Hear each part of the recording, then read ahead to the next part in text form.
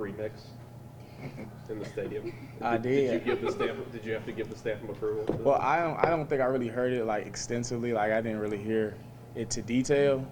But somebody came up to me during the game and was like, "Yo, they said it, yo." Like I guess it's like a third down thing or something like that. Somebody's like, "Yeah, they did the let's work." They sampled you. Yeah, I'm like, man, it's a global phenomenon.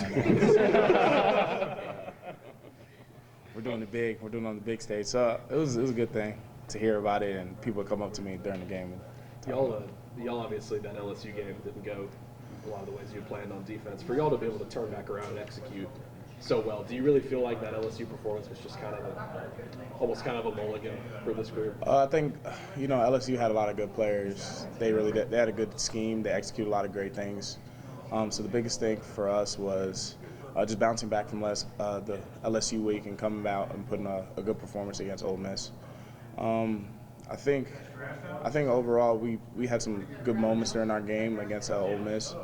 We have some things that we just want to continue to perfect on. I mean, it's always an improvement mindset with us. But I think the LSU week was just overall went out there and they had good players and we just didn't execute the way we wanted to.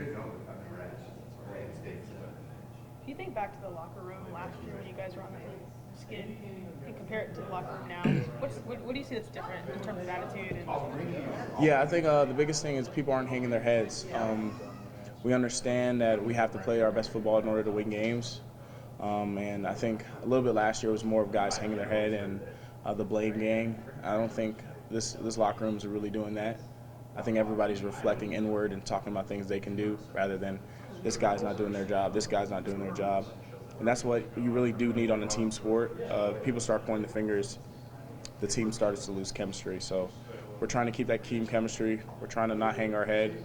We're just trying to work on the things we need to improve on and get ready for each and every week. Where do you think that difference comes from? I mean, is it something that this new staff has implemented? Or? Yeah, I think there's a new standard that this staff has implemented. That's one thing Coach Freeze emphasized at the end of the game, just not hanging our head about our performance. Just working on the things we have to work on as players and him working on the things he has to work as a coach. So, everyone takes responsibility and everyone is accountable for their actions and what they bring to the table. So I think it's a great thing despite losses. Just everybody reflecting inward and understanding that we have to do more collectively. How good was it to have Austin back out there for you guys at linebacker? It was a great thing. We're seeing Austin back out there. I know it was a very big game for him coming from Ole Miss. So just having him out there was a great thing to see him flying around making plays and being a Mike linebacker, out there commanding and just doing what he does. Playing physical style football. Austin. That really helped y'all as a defense. Some of y'all are getting help here, getting Keionte back, getting Austin back. Yeah, these other guys. It's a great thing having both of them out there. Those guys are guys that take command when they're out there. They do a really good job in terms of playing the game the way it needs to be played with a motor and fast and physical in all aspects. So, those are guys that have played football. They played a lot of downs of football, and they're going to continue to play a lot of downs.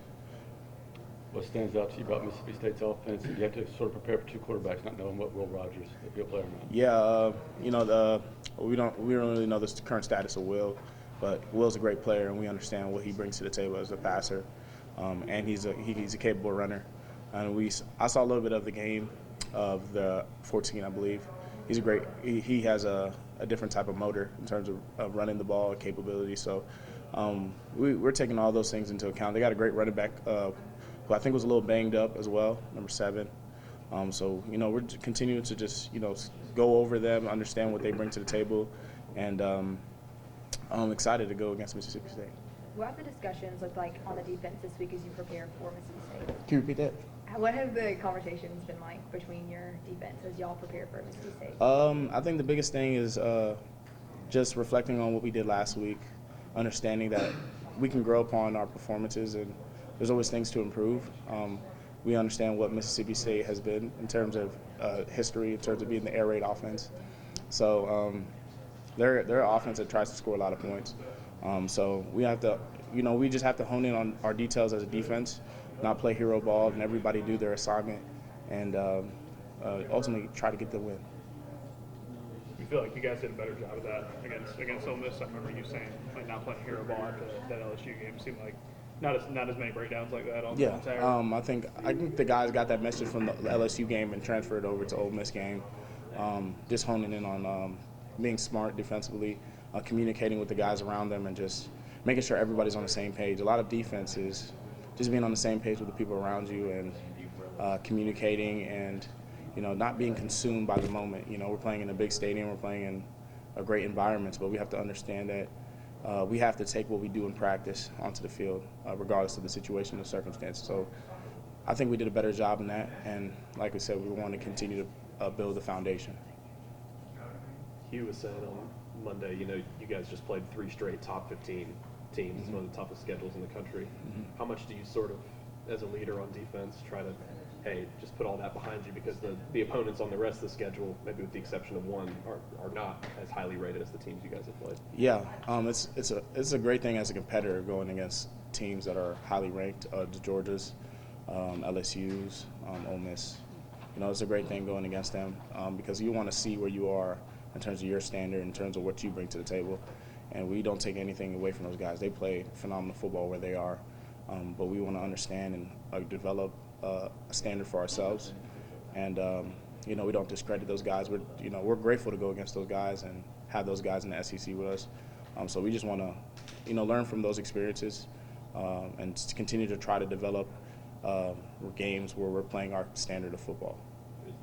You guys win a few games down the stretch. You be bowl eligible. You guys obviously didn't make a bowl game last year. What do you think it would mean for this team and this program for y'all to get back to the postseason and kind of, like you were saying, build the foundation even further? I think it will mean a lot. I think it will set the foundation for especially the young guys coming in, recruits, the freshmen that are here now, just understanding that that's the standard every year, bowl game, and then eventually growing upon that.